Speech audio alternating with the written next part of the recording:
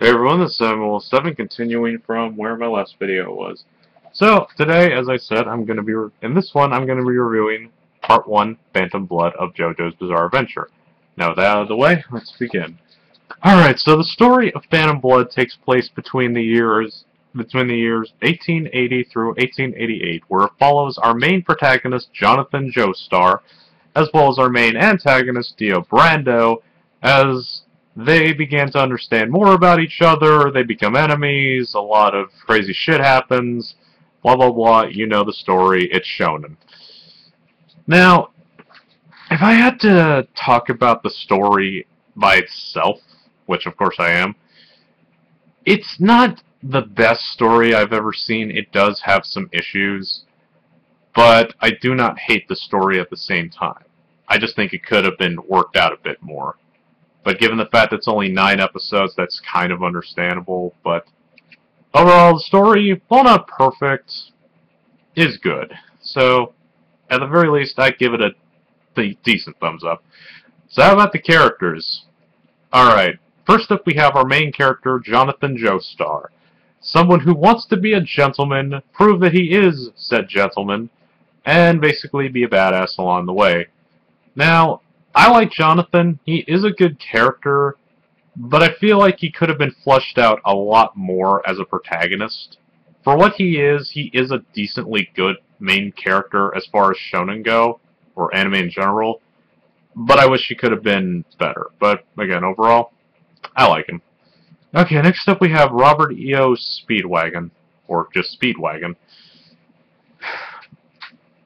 I would say, among all the JoJo characters, and this kind of ties in with Battle Tendency as well, he's one of the most down-to-earth characters I've ever seen in an anime, which I actually thought was pretty good. Now, does that make him three-dimensional? No. Far from that. He is not what I'd call three-dimensional. I find him to be a relatable character, because he's basically like the one character who... He's kind of like you in the situation where you're powerless in the situation and you wish you could do something to help. So, in that aspect, I think Speedwagon does his job well.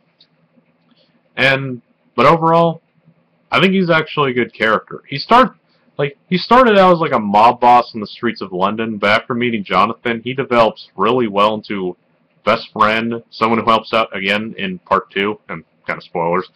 But, again, Speedwagon, good character, and I didn't really have any complaints with him. Nitpicks here and there, but overall, still a good character. Next up we have what I consider to be the one character that should have gotten fleshed out a bit more than he was given, similar to Jonathan, and that is Will A. Sapelli, or Baron Sapelli, depending on what you want to call him. Now, I like Sapelli. He's a very good character as well, and a very good teacher slash mentor to Jonathan. And as I said before, wish he could have gotten fleshed out a bit more, because as his backstory goes, he's someone who wanted to destroy the stone mask, and he had to live with that guilt for being the survivor of a crew that found it, and it destroyed everything as a result. And that's why I say, again, needed some more screen time, but overall, again, I like Sapelli. Very good character. And then we have probably my favorite character of Phantom Blood, the main villain, Dio Brando. And in case anyone's asking, did I just give away spoilers? No, I did not.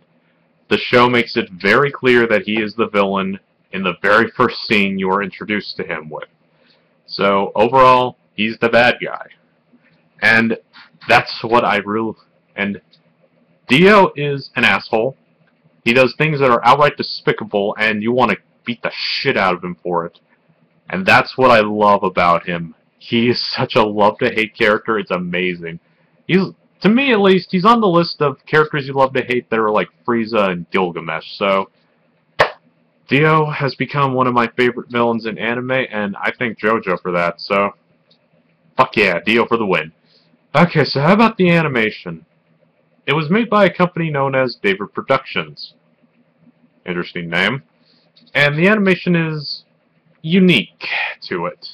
There are certain scenes where big manga-like letters appear during a scene, depending on how it's used. I overall thought this style was actually pretty original and unique, because I've never seen that in an anime before.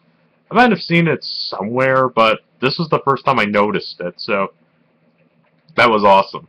And the animation has a and the animation for the character designs is also really great. They all look distinctly different from each other, even the facial expressions. Sometimes they're noticeable, but for the most part I didn't, so animation style, I have a lot of praise for it. The music is also interesting. Well, probably not something I'd listen to on its own. The music, for what it is really good. And interestingly, for those who don't know, the music composer of this also did the music for Hellsing Ultimate. Hence why I recognize it.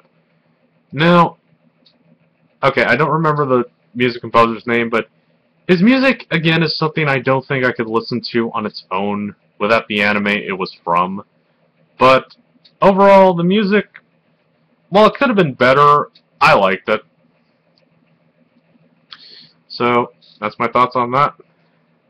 Now, as I've mentioned before in my previous video with the whole dub versus sub debate, as far as I'm concerned, watch it whatever you want. You can watch it subbed, you can watch it dubbed, because from what I've heard with the Japanese version, albeit not that much, I really don't give a shit on which version I watch it on. And I apologize for being harsh with the dub versus sub debate, but I just get, as I've mentioned before in several other videos as well, I hate it when people bash dubs. And JoJo's dub I thought was actually pretty good. It wasn't perfect, mind you, but it was pretty damn good, and hell, I thought the accents were hilariously bad, but I think that was the point of them. So, overall, good dub by my standards. And also, Johnny and Bosch. Jonathan. Enough said. And Patrick Seitz's Dio is also great. So, yeah. Overall, what would I give Phantom Blood if I was to rate it? I would probably give it a 7.8 out of 10. Because the problems, as I mentioned before, are there, and they can be distracting, but for the most part, at least, it did not take away my enjoyment of Phantom Blood, and that's all I asked for, enjoyment. So, yeah, those are my thoughts on Phantom Blood, and I will see you all in the Battle Tendency review. So, until then, until that video, peace!